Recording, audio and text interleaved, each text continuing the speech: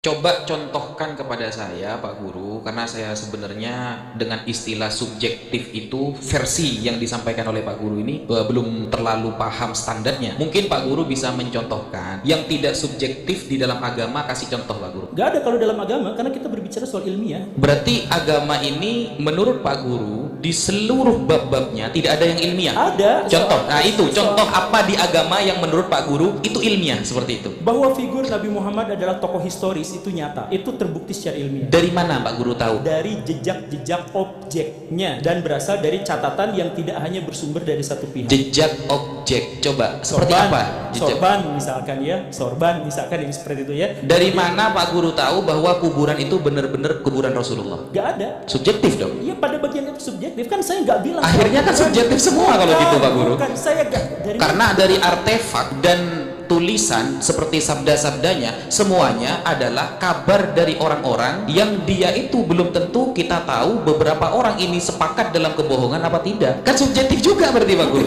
Sama-sama tahu dari perspektif orang. Tahu dari mana kalau kuburan itu kuburan Rasulullah?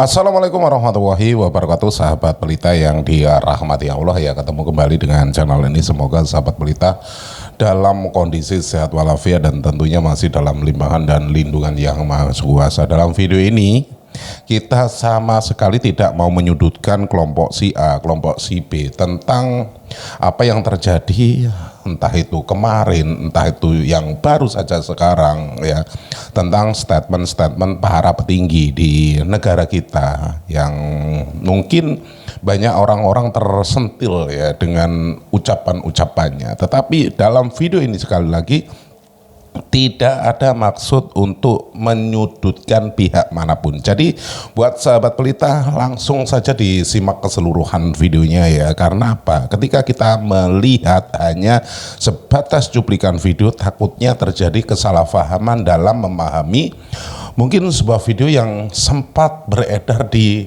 media sosial. Jadi alangkah baiknya menonton videonya sampai dengan selesai, biar apa ya tadi itu, kita tidak gagal paham.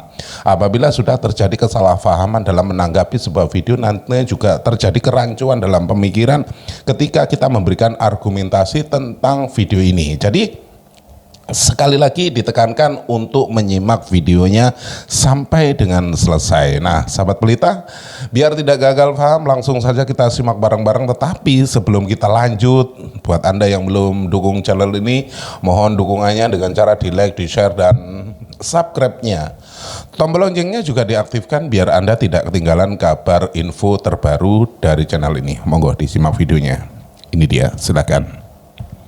Oke. Bismillahirrahmanirrahim. Assalamualaikum warahmatullahi ta'ala wabarakatuh.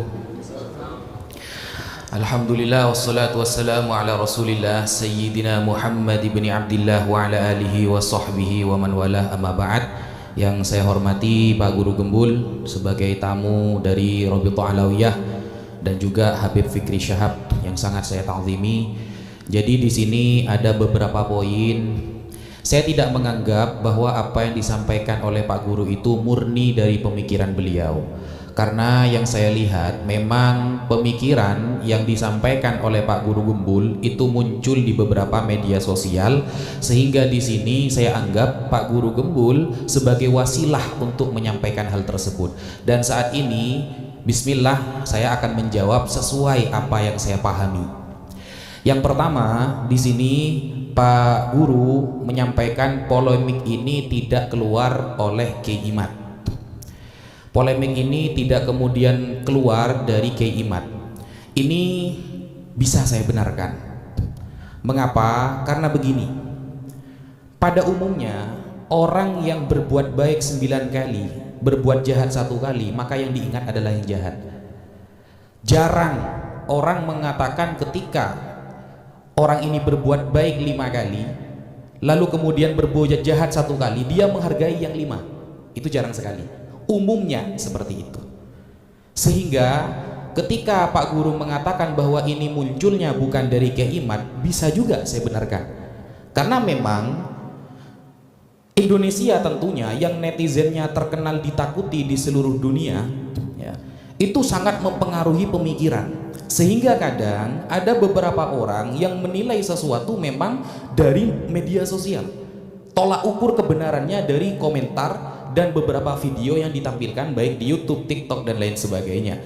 Nah, sehingga ketika seperti itu dijadikan sebuah hujah, sebuah dalil, maka bisa saya benarkan bahwa dari dulu memang para habaib ada oknum-oknum tertentu yang pastinya ketika oknum itu muncul akan ada beberapa orang yang mengkritik. Nah, tetapi Kiai Imad kemudian memang bukan dari awal sebuah permasalahan, tapi beliaulah yang awal menjadikan wadah mereka semua, begitu yang saya pahami Pak Guru ya. Beliau menjadi wadah dari beberapa orang yang dulu-dulunya sudah banyak mengkritik para habaib, sudah banyak melihat para habaib dari baik dari oknum-oknumnya atau memang benci secara pribadi, wallahu a'lam. Kiai Imad di sini sebagai munsyid, pendiri, seolah-olah menjadikan wadah sehingga semuanya bersatu di sana. Nah, ketika semuanya sudah bersatu, mulailah kita tahu di media sosial apa saja kritikan yang selama ini terpendam, mungkin kata Pak Guru, terpendam, mereka keluarkan semuanya. Mereka keluarkan. Jadi saya benarkan ketika Kiai Imad bukan pencetus masalahnya, tapi Kiai Imad adalah pencetus wadah untuk mengumpulkan semuanya. Seperti itu. Kemudian yang kedua, anggap saja Kiai Imad adalah salah satu pengkritik. Jadi begini Pak Guru, awal mula saya terikut masalah nasab ini, saya sudah cerita di Nabawi TV, saya tidak sama sekali mau, karena saya tuh di YouTube biasanya cuma diskusi lintas agama Pak Guru. Saya tidak tertarik untuk masuk di dunia nasab, karena nasab ini dari dulu hingga sekarang itu adalah masalah dapur orang, yang orang luar seharusnya nggak boleh bahas itu. Para ulama itu ada istilahnya nasabah, orang-orang yang ahli memang dalam bidang nasab, sama dengan dokter gigi. Lalu tukang tambal ban ikut-ikut ilmu dokter gigi, ngawur pasti. Nah, nasab ini tradisi di dalam Islam adalah yang mengatur adalah sebuah keluarga sendiri, ulamanya ada sendiri, kitabnya pun ada sendiri. Gak sembarangan. Baru sekarang terjadi ada orang yang tidak memiliki kredibilitas dalam berbicara nasab, tak pernah tercatat berguru kepada ulama nasab, tak pernah punya karya yang diakui oleh ulama nasab, dia berbicara nasab bahkan sampai taraf membatalkan. Itu yang kemudian menggiring saya untuk harus menjawab statement itu. Loh, kok lucu? Dulu orang yang bisa nasab, membahas nasab, itu minimal pernah belajar kepada guru yang memang mahir dalam hal itu. Itu tradisi kita di pesantren seperti itu. Ketika dia ahli fikih, maka dia itu harus benar-benar tercatat atau terkenal dengan bisa baca kitab fikih. Ketika ditanyakan masalah wudhu dia bisa, batal-batalnya, rukun-rukunnya. Nah, seperti itu. Nah, sehingga itu yang membuat saya untuk menjawab. Kemudian Habib Rizik banyak melakukan kisruh. Nah, ini yang saya katakan, Habib Rizik ketika dikatakan banyak membuat kisruh atau radikal, ini banyak statement dari banyak orang Islam ya, bukan hanya orang Islam sebenarnya, orang kafir juga banyak, karena dia Habib sehingga mereka takut mengkritik. Nah, ini yang saya katakan di awal, orang yang berbuat baik 10 kali dan berbuat jahat 1 kali biasanya cenderung 1 kali yang akan terus dibahas, dan ketika pembahasan itu sudah ada di media sosial dan berkali-kali akan ada statement itu sebuah kebenaran. Kenapa kok tidak pernah ditampilkan Habib Rizik yang 4 bulan nginep di tenda saat tsunami di Aceh? Coba tanyakan kepada orang Aceh, kenapa itu tidak pernah ditampilkan? Kenapa ketika bencana di Gunung Semeru bisa datang ke sana? Saya ada teman-teman yang sampai sekarang melihat dengan mata kepala FPI, saudara, banyak menyumbangkan dan banyak bencana-bencana yang saya catat. Mereka ada di sana. Kenapa itu tidak pernah ditampilkan? Kok seolah-olah jeleknya saja yang dibahas? Padahal sejauh ini yang saya tahu, Pak Guru ya, yang saya tahu, beliau itu oke lah mungkin dengan gayanya beliau kasar, kita tidak setuju, oke. Tapi yang saya tahu, beliau itu mengkritik apa? Tempat remang-remang, kezoliman, korupsi. Sama, saya kira beberapa tema sama dengan Pak Guru sebenarnya. Tetapi mungkin karena beliau Habib dan memang banyak media yang kontra, sehingga yang ditampilkan jelek terus, dan itu menjadi sebuah kebenaran bagi sebagian orang. Itu yang mungkin perlu saya tanggapi. Ada yang mau ditanggapi Pak Guru? Saya meminta sebelumnya, biar kita tetap tidak berdebat kusir dan sebagainya, saya minta sekali lagi, ini mah kita nggak mungkin mereaksi sebuah fenomena dengan kata-kata. Jadi kita nggak mungkin membantah sebuah realitas dengan kata-kata. Jadi kalau misalkan tadi dikatakan bahwa kok yang jelek-jeleknya aja yang tampil, ini bukan soal 5 baik 1 salah kemudian yang diperhatikan yang salah, bukan. Sebenarnya masyarakat melihat apa yang terjadi paling aktual. Jadi kalau misalkan Pak Habib Rizik dalam konteks ini yang paling aktualnya itu justru adalah yang baik-baiknya, maka masyarakat pun akan berbalik. Jadi sebenarnya bukan soal banyak atau sedikit, tetapi yang paling aktual secara psikologis seperti itu. Tapi sekali lagi, saya gak akan berdebat soal itu karena ini adalah fenomena itu direaksi oleh kita. Misalkan kalau fenomena itu memojokkan kita, misalkan ada orang yang mengatakan bahwa Pak Guru Gembul itu bodoh, ilmunya tuh dari Google dan sebagainya, maka saya tidak akan membantah dengan oh saya gini, enggak, saya akan tunjukkan bahwa ilmu saya itu sampai taraf ini gitu. Bukan, jadi ditunjukkan dengan kata-kata, bukan ditunjukkan dengan perilaku. Jadi ayo kita misalkan langsung kita berdiskusi saja soal ini, kan judulnya diskusi ilmiah kan, seminar lah ya. Jadi ayo kita samakan terkait dengan yang dimaksud dengan ilmiah itu apa gitu. Jadi kemudian kita bahas misalkan yang tadi ada klaim-klaim sebentar tadi itu terkait dengan bahwa nasab itu adalah urusan dapur satu generasi atau dinasti tertentu, sehingga yang lain kecuali pihak-pihak yang memang memiliki otoritas tidak boleh berbicara. Ya ayo kita berbicara tentang hal-hal yang semacam itu. Kita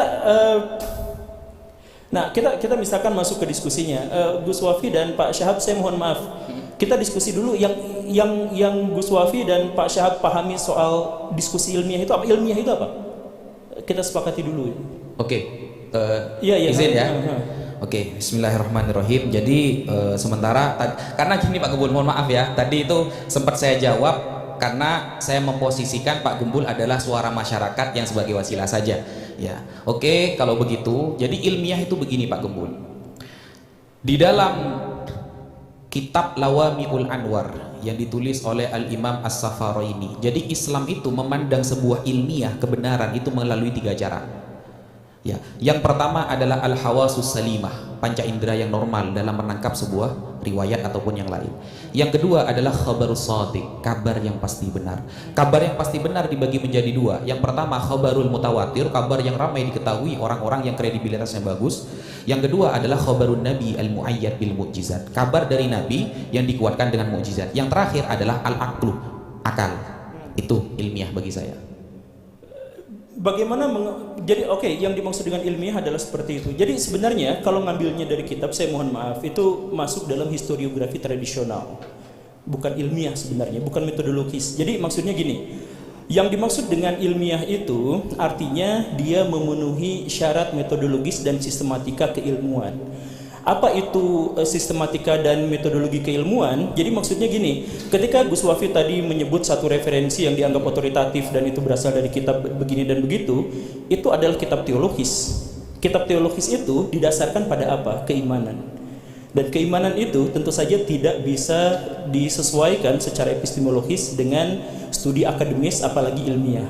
Jadi saya akan tarik ke lebih dasar dulu ya terkait dengan ilmiah itu. Mungkin Pak Gembul bisa menjelaskan ya, ilmiah versi Pak Gembul. Ya, ini ilmiah versi saya. Jadi bukan ilmiah versi saya, ini adalah ilmiah konsensus. Jadi yang dimaksud dengan ilmiah itu artinya sesuai dengan metodologi ilmiah dan disajikan dengan sistematika ilmiah. Apa yang dimaksud dengan metodologi dan sistematika ilmiah? Nah, yang sesuai dengan keilmuan. Ilmu itu apa? Ilmu itu adalah sistem pengetahuan. Jadi saya jelaskan begini ya.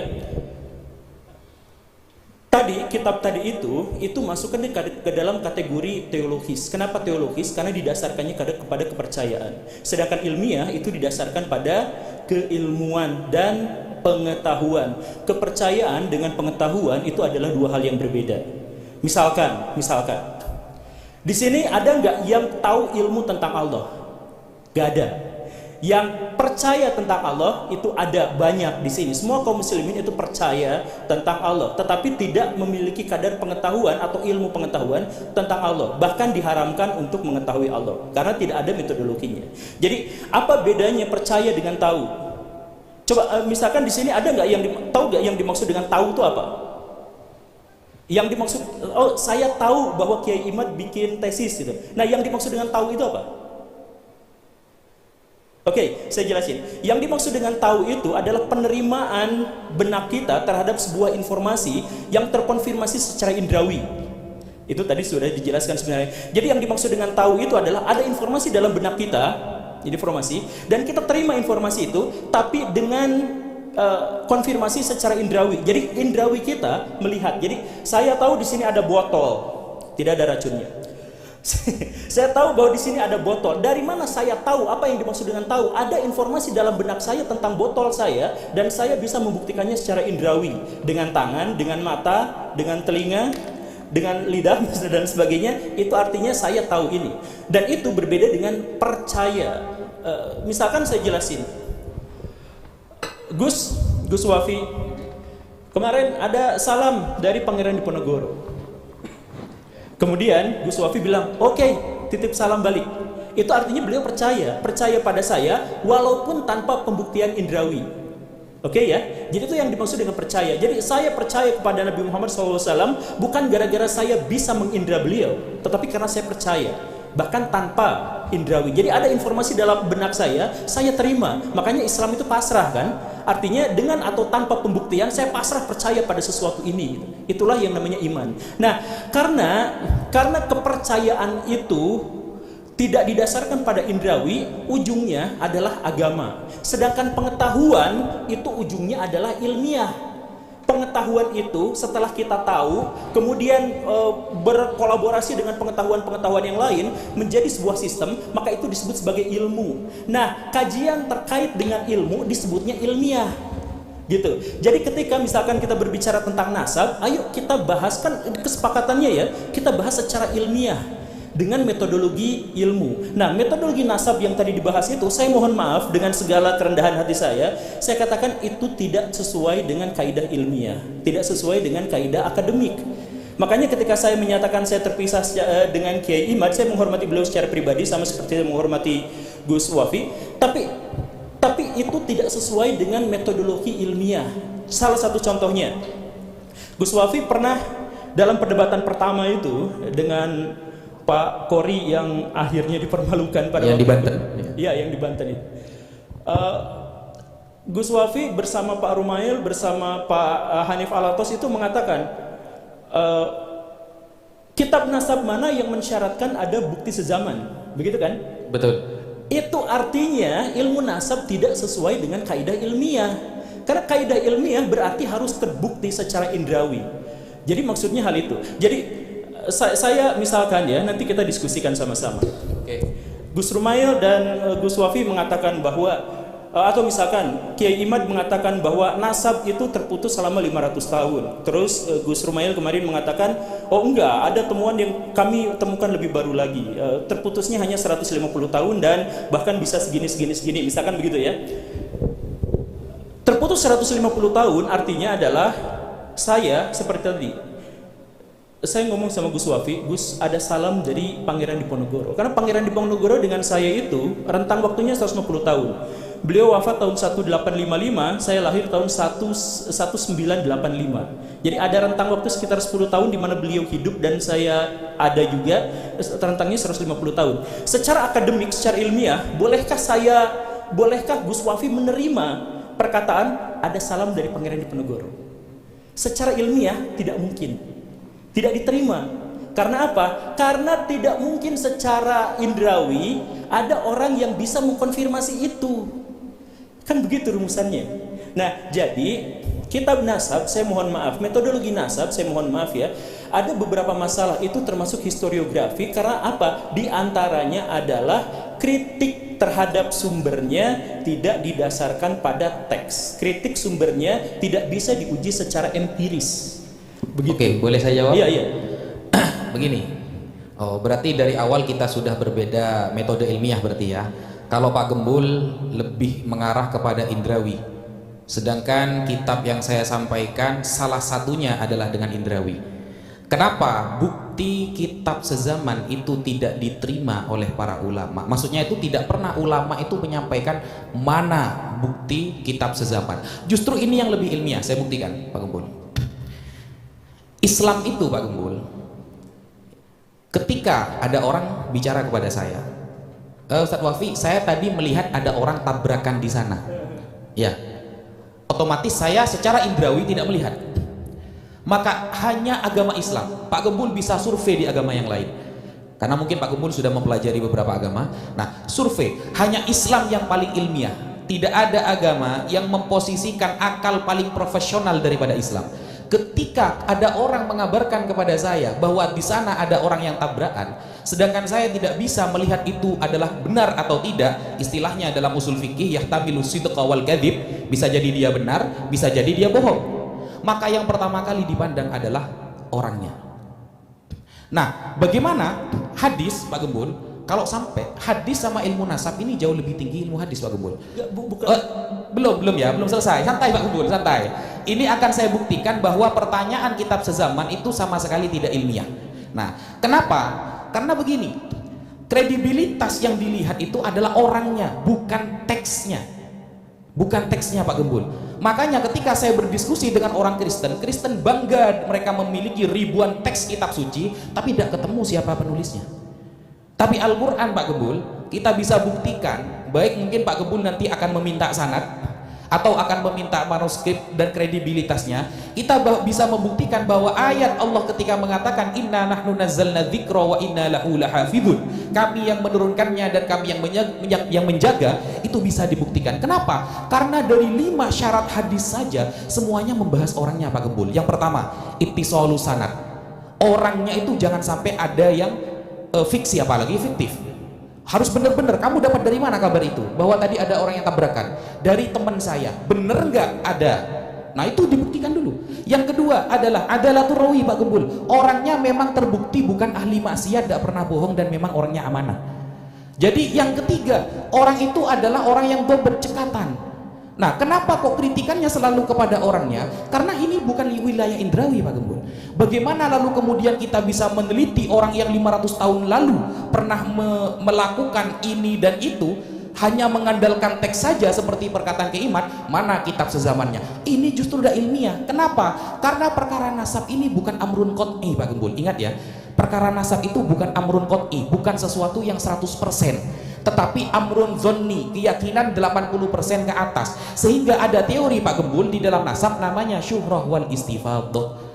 Bagaimana komentar masyarakat dulu tentang dia, itu yang kita ambil. Begitu Pak Gembul. Manggi ditanggapi. Oke, ya berarti ini menegaskan bahwa ilmu nasab itu tidak ilmiah, karena sebenarnya kalangan akademisi itu menganggap bahwa ilmu nasab tidak ilmiah itu, satu adalah karena mengandalkan tradisi lisan, dan yang kedua adalah tidak memiliki metodologi yang pasti untuk bisa melakukan pembuktian, dan yang ketiga adalah subjektivitas. Dalam hal ini sudah ditegaskan subjektivitasnya oleh Gus Wafi. Tapi gini, metodologi ilmiah itu ketika saya mendapatkan kabar ada mobil kecelakaan di jalan, orang yang menceritakan kepada saya itu adalah unsur kedua atau ketiga. Yang pertama adalah saya datang langsung, apakah ada jejak-jejak kecelakaannya atau bukan. Jadi bukan pada orangnya, tetapi pada jejak-jejaknya. Jadi dalam historiografi memang terkaitnya itu adalah pada jejak-jejaknya, pada artefaknya, pada keberadaannya. Nah, terkait dengan yang tadi itu, misalkan saya tanya sekalian pada Gus Wafi, misalkan ya, ini contoh kasus lah ya, Kiai Imaduddin mengatakan kurang lebihnya adalah yang memasukkan, yang mencangkokkan Ba'alawi ke dalam silsilah keturunan Nabi itu adalah Asyakran. Begitulah ya, menurut beliau. Kemudian menurut Pak Gus Rumail Abbas, oh tidak seperti itu, karena begini begitu. Oke, jadi di situ polemiknya ada satu orang yang namanya siapa nama lengkapnya itu? Ali Asyakran. Bagaimana metodologi bagaimana cara kita menguji? Bagaimana metodologi apa yang bisa kita dapatkan untuk menguji bahwa beliau itu jujur atau tidak? Ya, komentar orang-orang yang kenal dengan beliau. Komentar orang-orang berarti subjektif kan? Begini, Pak Gembul, kalau ilmiah itu harus semuanya dengan indrawi kapasitas kita semua. Ya memang itulah ilmiah. Nah, tidak gitu Pak Gembul, gitu, tidak. Makanya gini aja dulu. Referensi Pak Gembul bahwa ilmiah itu hanya dengan indrawi di mana? Bukan, ilmiah itu bukan hanya dengan indrawi. Ilmiah itu hal pertama yang diuji adalah yang bisa terbukti secara indrawi. Jadi misalkan gini. Jadi kita itu hanya bisa menguji sesuatu yang nyata, gak mungkin menguji sesuatu yang goib. Ya. Mimpi itu gak bisa kita jadikan sebagai pedoman karena tidak bisa diuji secara indrawi. Misalkan Gus Wafi menceritakan semalam saya mimpi bertemu dengan Nabi. Boleh gak ngomong seperti itu? Boleh. Kemudian saya diwartakan seperti itu. Boleh percaya juga boleh tidak. Tapi mau saya percaya atau tidak itu bukan pengetahuan saya. Karena tidak ada metodologi khusus sampai sejauh ini yang bisa membuktikan apakah perkataan itu benar atau salah. Gitu kan? Oke. Nah, jadi karena tidak ada pengujinya, maka itu tidak disebut sebagai ilmiah. Tidak bisa disebut secara akademik. Tidak bisa diuji. Apa yang bisa diuji dari sesuatu yang goib? Sekarang ada pernyataan. Ada seorang yang mengatakan bahwa ini begini. Dari mana metodologi yang kita gunakan untuk mengatakan bahwa dia adalah jujur? Ya dari komentator orang sebelahnya. Komentator orang sebelahnya itu subjektif. Ada orang yang dekat, ada orang yang jauh, dan kita benar-benar tidak tahu soal itu. Jadi itu goib. Nah ini jadi ini baru masalah dasar. Indrawi bukan satu-satunya. Ini justru malah level yang paling dasar agar kita bisa mengetahuinya secara ilmiah. Jadi kalau misalkan sejak awal sudah dikatakan bahwa ini subjektivitas, buktinya apa? Buktinya pengakuan seseorang diuji berdasarkan komentar orang di sekelilingnya, subjektif. Kemudian yang kedua, tidak didasarkan pada bukti-bukti sezaman dan sudah ditegaskan. Oke, sudah seperti itu. Dan kemudian yang ketiga itu subjektif, kemudian tidak didasarkan pada sezaman. Tidak sesuai dengan ini dan tidak memiliki metodologi verifikatif yang jelas, misalkan ya sudah selesai, artinya ini tidak lagi bisa ilmiah. Kalaupun misalkan nanti menyebutkan ini dari kitab, mohon maaf ya, itu bukan dari Islam, tapi itu adalah produk tradisi masyarakat Arab dan masyarakat Islam pada waktu itu. Karena Islam hanya memerintahkan untuk belajar ilmu nasab, bukan bagaimana menjelaskan metodologi nasab. Sehingga metodologi yang tadi dijelaskan itu bukan Islam dan tidak ilmiah. Itu hasil tradisi masyarakat pada waktu itu yang bisa dibantah, dan karena tidak sesuai dengan metodologi yang lebih modern, ya ayo kita diskusikan terkait ini gitu. Jadi sekali lagi ya, ada nggak cara selain cara subjektif tadi itu, ada nggak cara yang bisa menjelaskan dari mana Pak Ali Asyakran itu jujur misalkan? Oke. Terima kasih banyak Pak Guru. Ini saya sampaikan kepada semua yang ada di sini gitu ya. Jadi gini, ilmu nasab sudah disampaikan tadi ya, bahwa itu adalah ilmu tradisi, itu buatan manusia dan disampaikan dari generasi ke generasi sebagai kaidah. Oke? Itu yang pertama. Jadi lepaskan itu dari Islam karena itu tidak ada dalam Quran dan Sunnah. Quran dan Sunnah hanya memerintahkan kita untuk mempelajari nasab, tetapi tidak menjelaskan bagaimana metodologinya. Metodologinya dibuat oleh manusia. Karena itu, maka dia sangat boleh dikritik dan wajib mengikuti perkembangan zaman. Nah, seiring dengan perkembangan zaman, maka orang-orang sekarang memiliki metodologi ilmiah dalam hal historiografi itu diambilnya dari mana? Pertama kalinya siapa? Imam Bukhari dan Imam Muslim. Ketika mereka melakukan kritik hadis, itu menjadi metodologi paling standar di masa lampau dan dikembangkan sampai saat ini untuk bisa mengetahui bagaimana sejarah di masa lampau itu terjadi.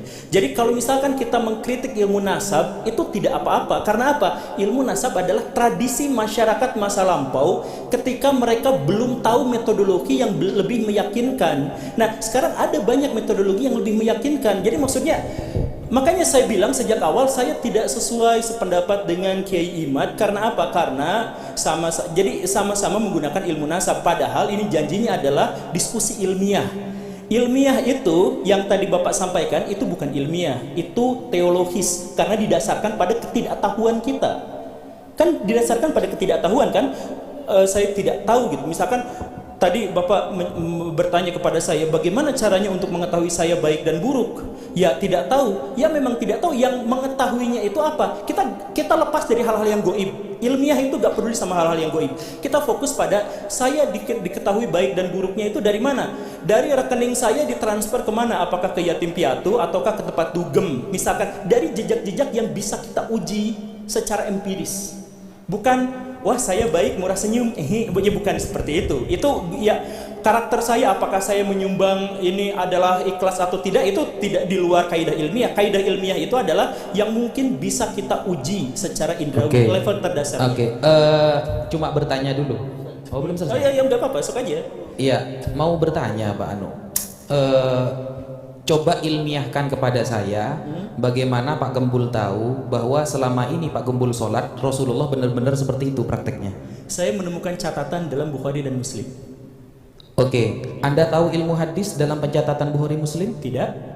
Tidak. Nah, itulah karena di dalam pencatatan hadis Pak Gembul ya sangat erat harus dalam penulisan hadis, bahkan Imam Bukhari Muslim itu sangat ketat. Jadi yang dipandang pertama dalam ilmu hadis adalah kredibilitas orang yang meriwayatkan, Pak Guru, bukan tentang catatan dulu. Kalau kita seumpamanya kita bertanya gini, mana catatan tulisan asli Imam Bukhari di zaman Imam Bukhari sekarang? Karena tidak bisa ditunjukkan, berarti Imam Bukhari lepas, tidak pernah ngarang kitab hadis. Gak bisa seperti itu, Pak Guru. Ya bisa, jadi gini. Mungkin itu dulu ya pertanyaan saya. Coba ilmiahkan kepada saya bahwa Pak Guru selama ini sholat benar-benar seperti itu Rasulullah SAW. Saya jawab ya. Ya, ilmiahkan kepada saya. Saya tidak sholat dengan gaya ilmiah. Gimana? Karena itu kepercayaan. Saya bilang kepercayaan dengan ilmu itu terpisah secara epistemologis. Jadi kalau saya percaya pada Tuhan, saya gak akan mencari-cari Tuhan. Ketika saya sholat, saya gak akan mencari-cari tentang studi ilmiah apakah sholat begini begitu. Itu didasarkan kepada kepercayaan saya kepada Imam Bukhari. Jadi itu adalah ranah kepercayaan. Nah, karena ini studinya adalah ilmiah, maka kita harus uji secara ilmiah gitu kan? Pak Guru nggak salah. Iya, jadi beliau memiliki metode sendiri. Iya. Bukan metodologi sendiri. Ini silahkan cek manapun atau googling lah sekarang ya, googling yang dimaksud dengan metode ilmiah. Dan kalau misalkan tadi disebutkan dengan soal ini kan dapatnya dari Google, bukan gitu. Google itu gak pernah ngajarin manusia ya. Google itu adalah mesin pencari. Google itu mengkoneksikan antara manusia dengan orang lain. Jadi kalau saya baca tulisan Gus Baha di Google, itu saya bukan belajar dari Google. Saya belajarnya dari Gus Baha dan menggunakan Google sebagai metodologinya. Jadi gitu ya. Nah jadi kembali lagi, silahkan googling, silahkan cari informasi terkait apapun yang dimaksud dengan ilmiah itu. Level paling dasarnya adalah kita harus menguji secara objektif, bukan subjektif ya. Kalau subjektif bisa kesana kesini. Jadi objektif itu yang dimaksud dengan objektif itu adalah sesuai objeknya. Jadi ini objek yang saya pegang. Ini objek yang saya pegang warnanya adalah putih. Betulkah? Tidak. Ini tidak warna putih, ini subjektif, ini konsensus manusia menyebut ini putih. Padahal kita sama sekali tidak mengetahui warnanya. Tapi kalau misalkan saya sebut bahwa botol ini, saya sebut di sini, botol ini ada di sini, ini objektif karena objeknya memang ada di sini. Begitulah. Jadi ilmiah itu artinya objektif. Kenapa? Karena dia bisa diuji sepanjang zaman. Jadi saya mohon maaf, kalau misalkan nanti ada uji statistik, kalau misalkan nanti ada uji DNA dan sebagainya, itu adalah ilmu pasti karena sudah ada metodologi yang bisa diuji kapanpun, bagaimanapun caranya, di tempat manapun, terhadap objek-objek yang manapun, hasilnya sama. Nah, kalau misalkan yang nasab tadi itu, karena tergantung pada misalkan pernyataan dari orang-orang yang ada di sini dan sebagainya, itu subjektif. Bisa nggak kita masukkan? Bisa, sangat bisa. Kalau dia tidak bertentangan dengan fakta-fakta objektif yang ditemukan. Gitulah kurang lebihnya. coba contohkan kepada saya Pak Guru, karena saya sebenarnya dengan istilah subjektif itu versi yang disampaikan oleh Pak Guru ini belum terlalu paham standarnya. Mungkin Pak Guru bisa mencontohkan contohnya yang tidak subjektif di dalam agama, kasih contoh Pak Guru. Nanti baru kita lanjut. Gak ada kalau dalam agama, karena kita berbicara soal ilmiah. Berarti agama ini menurut Pak Guru di seluruh bab-babnya tidak ada yang ilmiah. Ada. Contoh, contoh apa di agama yang menurut Pak Guru itu ilmiah seperti itu? Bahwa figur Nabi Muhammad adalah tokoh historis itu nyata. Itu terbukti secara ilmiah. Dari mana Pak Guru tahu kalau Nabi Muhammad dulu orang baik? Kita gak bicara orang baik, tentang figur keberadaannya itu ada. Oke. Dari mana tahu? Dari mana kita mengetahuinya? Dari jejak-jejak objeknya, dan berasal dari catatan yang tidak hanya bersumber dari satu pihak. Jejak objek. Coba seperti apa? Sorban misalkan ini seperti itu ya. Kemudian jejak-jejak yang ada di Mekah. Dari mana Pak Guru tahu bahwa kuburan itu benar-benar kuburan Rasulullah? Gak ada. Subjektif dong. Iya, pada bagian itu subjektif kan, saya nggak bilang. Akhirnya kan subjektif semua kalau gitu Pak Guru. Bukan, saya nggak. Perhatikan kata-kata saya. Saya mengatakan bahwa figur Nabi Muhammad SAW itu adalah figur historis. Saya nggak berkata soal kuburannya, saya nggak berkata soal apa. Jadi kan tadi dikatakan sorban kan kata Pak Guru? Bukan sebentar. Bagian dari agama mana yang bisa dinalar secara objektif gitu kan? Iya, betul. Gak semuanya. Saya bilang gak semuanya. Satu aja. Tapi ya itu figur Nabi Muhammad itu ada. Tahu dari mana Pak Guru? Itu ada. Ada jejaknya. Jejak apa? Jejak itu berupa tulisan, berupa artefak, dan berupa sosiofak dan mentifak. Oh, subjektif berarti. Karena dari artefak dan tulisan seperti sabda-sabdanya, semuanya adalah kabar dari orang-orang yang dia itu belum tentu kita tahu beberapa orang ini sepakat dalam kebohongan apa tidak. Bukan. Kan subjektif juga berarti Pak Guru. Sama-sama tahu dari perspektif orang. Jadi gini ya. Jadi gini, yang sekali lagi ya, yang iya, tahu dari mana kalau kuburan itu kuburan Rasulullah? Saya nggak bilang soal subjektif juga akhirnya. Kenapa ya? Saya nggak bilang soal kuburan. Sorban lah contohnya. Saya bahkan nggak bilang soal sorban. Saya bilang soal figur. Filenya udah muncul di layar. Oke. Sahabat pelita yang dirahmati Allah ya, keseluruhan video sudah kita simak bareng-bareng ya. Semoga kita bisa mengambil hikmah dari apa yang sudah kita tonton dan kita bisa menjadikan sebuah pelajaran, entah itu dalam hidup kita, entah dalam kegiatan kita sehari-hari, bahkan dalam bertutur kata. Banyak orang terkeliru ketika menanggapi sebuah video, banyak orang terkeliru ketika melihat ya, entah itu antara suka dan tidak suka yang namanya ketika menonton video itu pastinya sumber-sumber berita yang mungkin ada yang pro, ada yang kontra, yang namanya berita yang pasti yaitu tadi ada pro dan kontranya, dan di sini kita tekankan apabila kita kontra ketika memberikan sebuah argumen, sekali lagi ketika kita berdiskusi itu harusnya menyatukan misi, biar apa ya, persatuan dan kesatuan kita itu tetap terjaga sahabat pelita ya. Banyak dari kalangan kita itu ya, sekali lagi ketika pro dan kontra, yang kontranya itu karena mungkin kurang suka, yang ketika pro itu janganlah memandang atau melihat sesuatu dari kacamata Anda sendiri dan memaksakan kehendak ketika memberikan sebuah argumen. Orang ketika mencintai membabi buta itu semua yang mungkin keluar dari apa yang sudah disampaikan. Mungkin ada sosok yang mungkin dicintai ya dalam video ini. Satu contoh lah, orang-orang yang mungkin selalu memberikan ceramah dan lain sebagainya.